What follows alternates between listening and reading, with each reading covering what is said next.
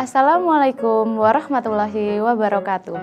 Selamat pagi anak-anak, bagaimana kabar kalian hari ini?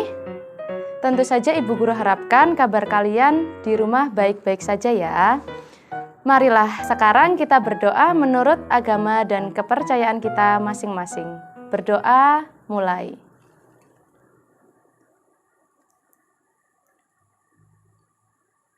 Berdoa selesai. Semoga kita semua dalam keadaan yang sehat dan dalam lindungan Tuhan Yang Maha Esa. Amin.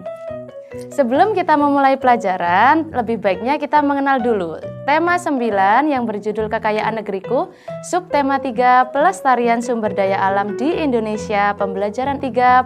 Sebelum kita memasuki pembelajaran, alangkah baiknya anak-anak mengetahui tujuan pembelajaran pada hari ini. Tujuan pembelajaran yang pertama adalah dengan membaca dan mengamati gambar, siswa mengidentifikasi sumber daya alam yang bisa dimanfaatkan sebagai sumber energi alternatif dengan penuh kepedulian. Dengan melakukan wawancara, siswa dapat mengetahui usaha-usaha pelestarian lingkungan hidup dengan penuh kepedulian. Dengan mengamati gambar, siswa dapat mengetahui usaha-usaha pelestarian lingkungan hidup dengan penuh kepedulian. Banyak cara yang dapat dilakukan menjaga kelestarian lingkungan kita. Benar sekali di antaranya dengan penggunaan energi alternatif dan ajakan melalui poster. Di sini terdapat bacaan yang akan Ibu Guru sampaikan. Kita semua tahu bahwa energi sangat dibutuhkan oleh manusia. Energi digunakan untuk melakukan berbagai aktivitas. Energi yang paling banyak digunakan oleh manusia adalah minyak bumi dan batu bara. Bayangkan berapa juta liter minyak bumi yang dihabiskan dalam sehari untuk menjalankan jutaan kendaraan bermotor serta ribuan pabrik di dunia ini. Padahal persediaan minyak bumi dan batu bara terbatas. Energi minyak bumi dan batu bara berasal dari fosil makhluk hidup yang berproses selama jutaan tahun yang lalu. Apabila habis, minyak bumi tidak bisa diperbarui atau tidak diadakan kembali. Demikian juga dengan batu bara yang berasal dari tumbuhan. Ada kekhawatiran bahwa suatu saat nanti kita akan kehabisan energi minyak bumi dan batu bara. Bagaimana jika energi minyak bumi dan batu bara habis? Apakah aktivitas manusia akan terhenti? Sebelum hal itu terjadi, sudah saatnya kita memikirkan energi alternatif demi kelangsungan hidup manusia. Adakah energi yang tidak akan habis dan tersedia secara melimpah di sekitar kita? Ya, tentu saja ada. Energi tersebut adalah energi alternatif. Coba perhatikan gambar-gambar energi alternatif berikut ini. Gambar pertama, kedua, ketiga, keempat, kelima, dan keenam. Nanti sebelum kita membahas energi alternatif yang ada 6 ini, alangkah baiknya jika kalian mengerjakan soal terlebih dahulu. Yang pertama, apa yang dapat dilakukan ketika sumber energi yang kita gunakan selama ini habis? Kemudian yang kedua, tulislah yang kamu ketahui tentang apa itu energi alternatif. Bisa dikerjakan di buku tugas kalian ya. Lalu bisa kalian kumpulkan ke Bapak Ibu Guru kalian masing-masing. Nah, inilah keterangan dari sumber energi alternatif. Kita bahas dari yang pertama ya. Kita simak bersama-sama. Manusia memerlukan sumber energi lain atau energi alternatif untuk memenuhi kebutuhannya. Sumber energi alternatif berasal dari sumber energi yang dapat diperbarui. Contohnya, sinar matahari, angin, air, panas bumi, gelombang laut, dan biomasa. Mari kita mencari tahu lebih lanjut. Sumber energi alternatif merupakan sumber energi yang bukan sumber energi tradisional, yaitu bahan bakar fosil, seperti batu bara, minyak, dan gas alam. Sumber energi alternatif yang dikembangkan saat ini memanfaatkan sumber energi yang tersedia di alam dan tidak akan habis, yaitu matahari, angin, air, dan panas bumi. Yang pertama, kita membahas matahari terlebih dahulu ya murid-murid. Matahari merupakan sumber energi utama di bumi. Hampir semua energi yang berada di bumi berasal dari matahari. Energi panas yang dihasilkan dapat digunakan untuk memanaskan ruangan, memanaskan air, dan keperluan lain. Pada saat ini, sel surya sudah biasa dijumpai di atap-atap rumah, rumah sakit, serta hotel-hotel.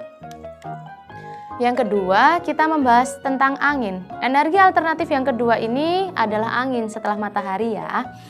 Angin adalah gerakan udara di permukaan bumi yang terjadi karena perbedaan tekanan udara. Angin telah dimanfaatkan sejak dahulu sebagai sumber energi pada perahu layar dan kincir angin tradisional. Saat ini, energi angin digunakan untuk menghasilkan listrik melalui alat yang disebut aerogenerator. Energi alternatif yang ketiga yaitu air. Air yang deras merupakan sumber energi gerak. Energi itu biasa dimanfaatkan sebagai pembangkit tenaga listrik.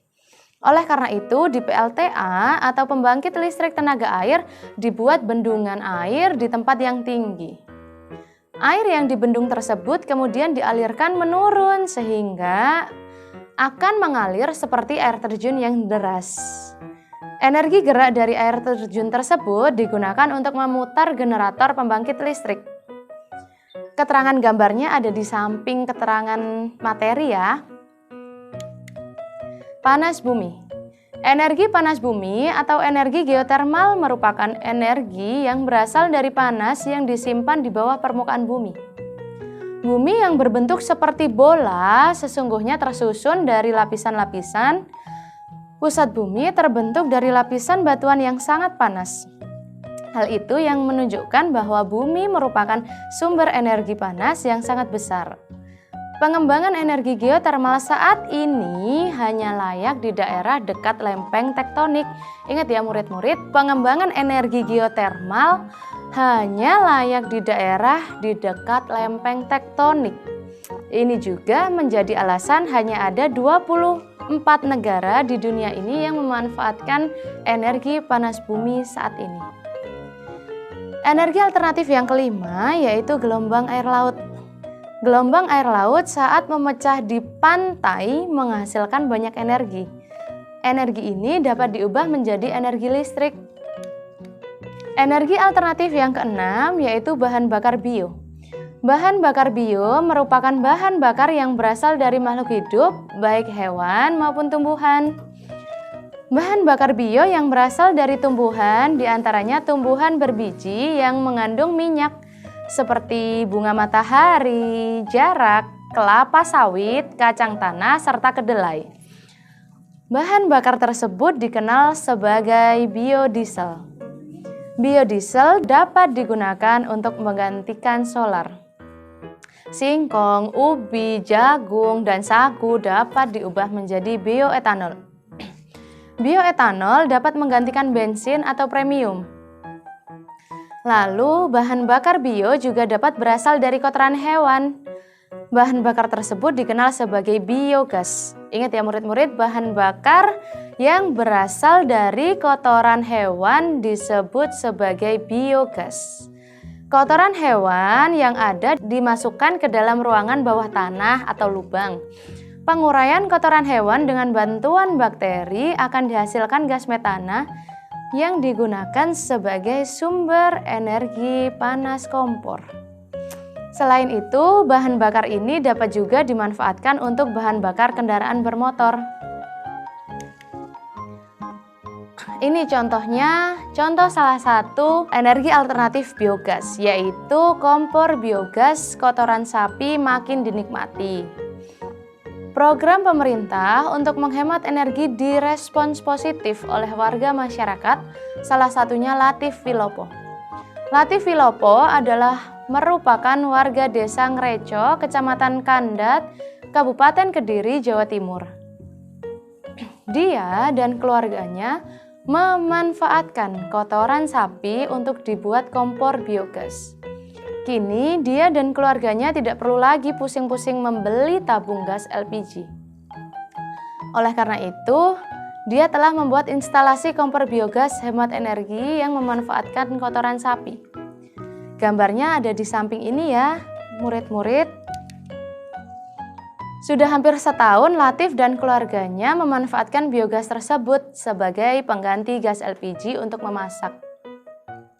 Hasilnya juga cukup lumayan karena uang belanja untuk membeli gas LPG dapat dihemat untuk keperluan lainnya. Termasuk saat terjadi kelangkaan LPG, istrinya pun tetap bisa memasak. Menurut Latif, memakai tabung gas LPG dengan biogas dari kotoran sapi tidak ada bedanya serta tidak berpengaruh pada rasa masakan. Meskipun biogasnya dari kotoran sapi, masakannya pun tetap lezat ya. Selain itu juga murah. Sebelum memakai biogas kotoran sapi, setiap bulannya Latif harus mengeluarkan biaya Rp52.000 untuk membeli gas LPG. Dan belum lagi jika terjadi kenaikan harga LPG.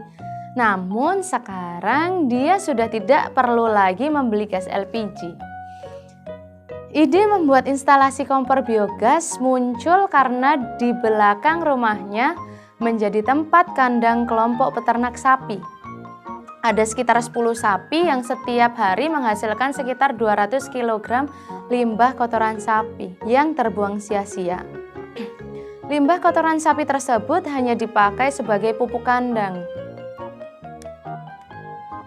Nah, setelah materi tadi Bu Yeni sampaikan, sekarang murid-murid bisa mengerjakan soal acuannya dari materi tadi ya, murid-murid bacaan tentang biogas kotoran sapi.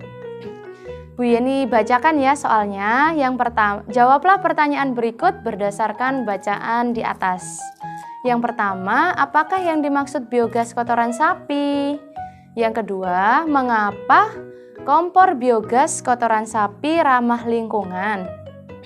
Yang ketiga, lebih hemat manakah antara menggunakan gas LPG dibanding dengan biogas kotoran sapi? Kerjakan tugas kalian tadi di buku tema setelah tugas yang pertama tadi ya, kemudian mengumpulkannya diseragamkan. Kemudian ada tugas kembali, buatlah bacaan mengenai penggunaan energi alternatif dengan memilih tema berikut ini. Kalian diminta untuk memilih salah satu tema dari 3 tema yang sudah Bu Yeni siapkan. Yang pertama, energi alternatif sinar matahari, atau yang kedua, energi alternatif air, atau yang ketiga, energi alternatif angin. Untuk memudahkan penulisan, kamu dapat mencari informasi melalui buku, artikel, koran, dan majalah. Tuliskan hasilnya pada kolom berikut dan bacakan di depan teman-teman serta gurumu. Kemudian, penggunaan energi alternatif merupakan satu bentuk usaha yang dapat dilakukan untuk melestarikan lingkungan sekaligus untuk menjaga kelangsungan hidup manusia. Namun, kesadaran untuk melakukan usaha-usaha pelestarian lingkungan tersebut tidak sepenuhnya disadari dan dilakukan oleh masyarakat. Bahkan ada sebagian masyarakat yang berperilaku tidak bertanggung jawab yang mengakibatkan kerusakan lingkungan. Coba kalian carilah informasi dan data dari berbagai sumber referensi.